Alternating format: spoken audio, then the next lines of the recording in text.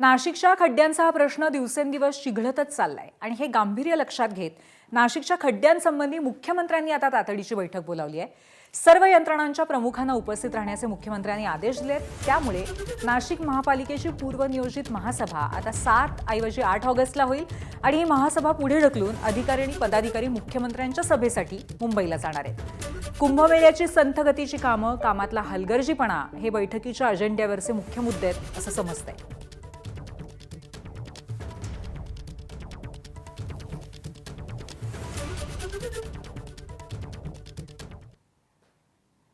आणि नाशिकमधल्या खड्ड्यांचा प्रश्न आणि त्यावरचा नागरिकांचा राग धुमसत असतानाच मनसे अध्यक्ष राज ठाकरे उद्यापासून 2 दिवस नाशिकच्या दौऱ्यावर असणार आहेत। नाशिकमधली रस्त्यांची दुर्दशा आणि खड्ड्यांची जीवघेणी परिस्थिती पाहता या खड्ड्यांबाबत राज ठाकरे काय बोलणार याकडे सर्वांचंच लक्ष असेल। संथ गतीने कुंभमेळ्याच्या कामावरही राज ठाकरेंचं भाष्य उद्या अपेक्षित आहे।